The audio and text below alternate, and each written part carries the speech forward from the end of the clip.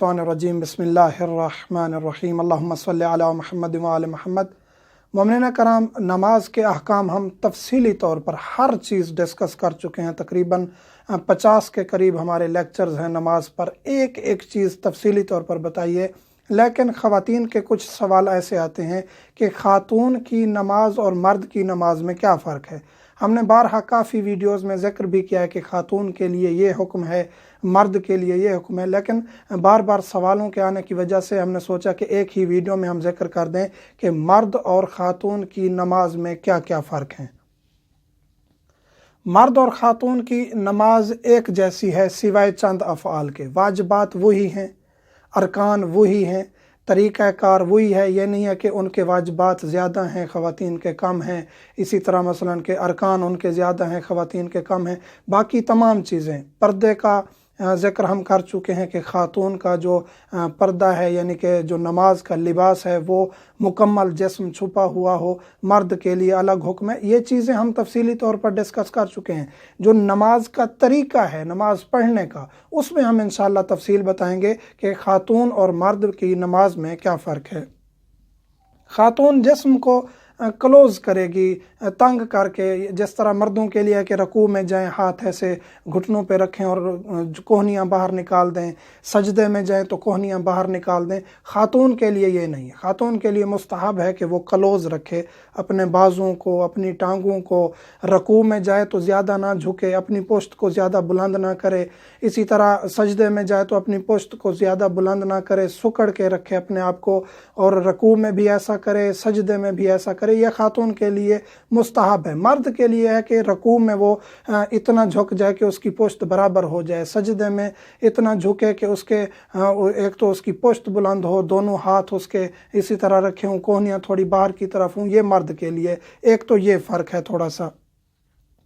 हाथ सीधे रखेगी। ये सवाल बहुत ज़्यादा किया गया कि ख़ातून नमाज में क़याम में हाथ कैसे रखेगी। तो ये पुराने उलमा कुछ एक दो ने लिखा था कि ख़ातून सीने पर हाथ ऐसे रख सकती है।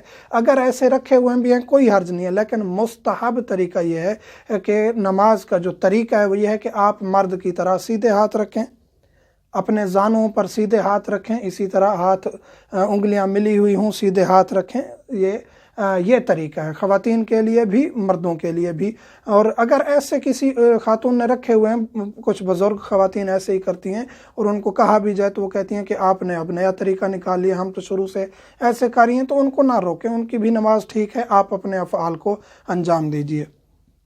बैठने का तरीका भी एक जैसा है और मुस्तहब तरीका है। बाज़ ख़वातीन तशहुद में घुटने बुलंद करके इस तरह बैठ जाती हैं।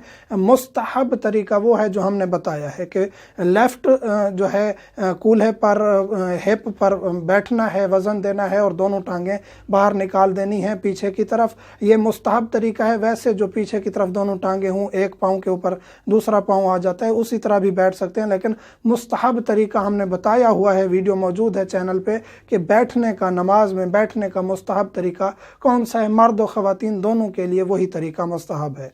आगे फिर क़याम में, कि क़याम में ख़ातून पाँव कैसे रखेगी, मिला के रखेगी या फासला होगा। ये भी मर्द और औरत दोनों के लिए एक ही हुक्म है कि 3 उंगलियों का फासला होना चाहिए कम अज़ कम। बिल्कुल मिला के नहीं, मिला के रखे हुए ख़ातून ने कोई मसला नहीं है, लेकिन मुस्तहब यह है कि 3 उंगलियों का फासला हो कम अज़ कम दोनों पाँव के दरमियान, और ज़्यादा से ज़्यादा एक बालिश्त का। बहुत ज़्यादा टांगें नहीं खोलनी चाहिए। दूसरे मसलक में कुछ ऐसे लोग हैं जो कहते हैं कि पाँव खुले रखें और पूरे मुसल्ले पर उन्होंने पाँव फैलाए हुए होते हैं। हम कोई तंज नहीं कर रहे, लेकिन ये तरीका आदाब के भी खिलाफ है। यानी एक अजीब हरकत है कि इंसान खुली टांगें रख के नमाज़ पढ़ रहा हो। मुस्तहब यह है कि 3 उंगलियां हों कम अज़ कम, ज़्यादा से ज़्यादा एक बालिश्त, एक हाथ का फासला हो, उससे ज़्यादा फासला नहीं होना चाहिए।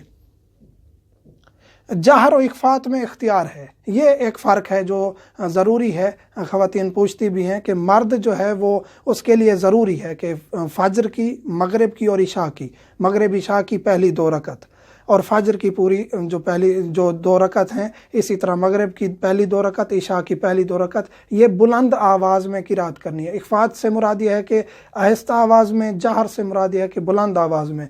مرد کے لیے ضروری ہے کہ وہ بلند آواز میں، یہ مرد بہت غلطی کرتے ہیں اکثر جگہ پہ، چاہے وہ فجر پڑھ رہے ہوں، ظہر پڑھ رہے ہوں، عصر پڑھ رہے ہوں، مغرب پڑھ رہے ہوں، ان کی آواز نکل ہی نہیں رہی ہوتی، یہ جان بوجھ کر ایسا کرتے ہیں تو نماز باطل ہے۔ جہر اور اخفات کا خیال رکھنا مرد کے لیے واجب ہے۔ فجر پڑھ رہے ہیں تو آپ اتنی آواز سے پڑھیں، جماعت کے ساتھ پڑھتے ہیں تو پھر آپ خاموش پیچھے قیام میں ٹھہرے بھی رہیں تو آپ کے لیے کوئی حرج نہیں، آپ نے کچھ نہیں پڑھنا۔ لیکن اگر آپ اپنی فرادہ نماز پڑھ رہے ہیں تو اس میں ضروری ہے آپ الحمد بھی، دوسری صورت بھی بلند آواز سے پڑھیں۔ باقی پوری نماز آپ بے شک آہستہ آواز میں پڑھ سکتے ہیں، کوئی مسئلہ نہیں ہے، لیکن قیام میں، فجر میں بھی، مغرب اور عشاء میں بھی جو ہے بلند آواز سے پڑھنا ہے۔ باقی جو تیسری چوتھی رکعت ہے مغرب عشاء کی یا ظہر اور عصر کی پوری جو نماز ہے یہ اخفات میں پڑھنی ہے، یعنی آہستہ آواز میں قیام پڑھنا ہے، ضروری ہے۔ آپ آتے ہیں خاتون کے لیے کیا حکم ہے؟ خاتون کے لیے ظہر اور عصر تو ہر صورت میں اخفات ہی پڑھے گی، ضروری ہے، بلند آواز سے نہیں پڑھ سکتی۔ فجر اور مغرب اور عشاء میں کیا وہ مرد کی طرح بلند آواز سے پڑھے گی؟ نہیں، اس کو اختیار ہے۔ اگر کوئی نامحرم سن رہا ہے تو پھر تو وہ آہستہ آواز میں پڑھے گی، نامحرم نہیں سن رہا تو پھر وہ اونچی آواز سے نماز پڑھ سکتی ہے، اور اس کو اختیار ہے، ضروری نہیں ہے۔ اونچی آواز سے مراد یہ ہے کہ ساتھ والا بندہ آپ کی آواز سن رہا ہو، اور بہت اونچی آواز میں بھی نماز پڑھنا درست نہیں ہے کہ آپ جس طرح قرآن کی تلاوت کاری کر رہے ہوتے ہیں اور بہت اونچی آواز میں قرات کر رہے ہوتے ہیں، تو یہ بھی درست نہیں۔ ایک مناسب آواز نماز میں نکالنی چاہیے۔ جماعت کروانے کے لیے خاتون برابر ٹھہرے گی، یہ اہم ترین مسئلہ ہے۔ حتیٰ کہ کچھ جو پڑھی لکھی دین جاننے والی بھی خواتین ہیں، ان کو اس بارے میں علم نہیں ہے کہ وہ جماعت کس طرح کروائیں گی، کیونکہ امام جو ہے وہ مرد ہوتا ہے اور امامت کرواتا ہے تو اس کا مصلی باقی صفوں سے آگے ہوتا ہے اور وہ اکیلا ٹھہر کے امامت کروا رہا ہوتا ہے، لیکن خاتون کی امامت اس طرح نہیں ہو سکتی۔ خاتون اگر جماعت، ویسے تو خواتین جماعت کے ساتھ نماز پڑھ سکتی ہیں، اس میں کوئی شرعاً اشکال نہیں ہے۔ جماعت اگر ہو رہی ہے تو جو خاتون جماعت کروا رہی ہے وہ باقی خواتین کے ساتھ برابر ٹھہرے گی۔ ہاں اگر ایک بالشت وہ آگے ہو جاتی ہے تو کوئی مسئلہ نہیں ہے، لیکن بالکل آگے ٹھہرنا اور پیچھے صفیں لگی ہوئی اکیلا، جس طرح امامت ہوتی ہے جماعت کی، مرد ٹھہرا ہوا ہوتا ہے اور پیچھے امامت ہو رہی ہوتی ہے، ایسا کرنا جماعت میں خواتین کے لیے، اور خاتون جماعت پڑھا رہی ہو تو درست نہیں ہے۔ مرد پڑھا رہے، پیچھے مرد ٹھہرے ہیں اور اس کے پیچھے خواتین کی صفیں ہیں، کوئی مسئلہ نہیں ہے۔ جیسے حرم میں یا بڑے اداروں میں ممکن ہے ایسا ہوتا ہو، یا آگے مرد ہے پیچھے خواتین جماعت پڑھ رہی ہیں تو بھی کوئی مسئلہ نہیں ہے۔ لیکن اگر خاتون جماعت کروا رہی ہے، خاتون امامت کروا رہی ہے، جماعت کروا رہی ہے، تو اس کے لیے ضروری ہے کہ وہ باقی خواتین کے ساتھ برابر ٹھہرے، صف میں آگے نہیں ہو سکتی، تھوڑا سا آگے ہوتی ہے، ایک بالشت تھوڑا سا آگے ہو جاتی ہے تاکہ پتہ چلے کہ کون نماز پڑھا رہی ہے، تو اس میں کوئی حرج نہیں ہے۔ یہ ضروری تھے مسائل جو ہم نے ڈسکس کرنے تھے، کافی سوالات اس کے بارے میں آتے ہیں اور ہر تقریباً چیز کے بارے میں سوال کیا جاتا ہے کہ جی مرد کے لیے کیا حکم ہے، خاتون کے لیے کیا حکم ہے۔ کوشش ہم نے کی ہے، ہر ویڈیو میں ڈسکس کیا ہے کہ مرد اور خاتون کے لیے یہ حکم ہے۔ اہم ترین جو چیز ہے وہ یہ ہے کہ جہر اور اخفات کا خیال رکھنا ہے۔ خاتون کے لیے یہ ضروری نہیں ہے کہ وہ اونچی آواز سے نماز پڑھے۔ باقی کچھ جو چیزیں ہیں، مثلاً کہ پاؤں ملا کے خاتون ٹھہرتی ہیں اکثر اوقات، اور ہاتھ سینے پہ رکھتی ہیں اور تشہد میں گھٹنے اٹھا کے بیٹھتی ہیں، یہ جو چیزیں ہیں اگرچہ ان میں نماز آپ کی باطل نہیں ہوتی، لیکن مستحب طریقہ وہی ہے جو ہم نے پریکٹیکلی نماز میں بھی بتایا ہوا ہے، پڑھ کے ہم نے نماز دکھائی ہوئی ہے، اور یہ تمام احکام ہم نے ڈسکس کیے ہوئے ہیں۔ مومنین سے ملتمس ہیں ہمیں دعا میں یاد رکھا کریں۔ والحمدللہ رب العالمین۔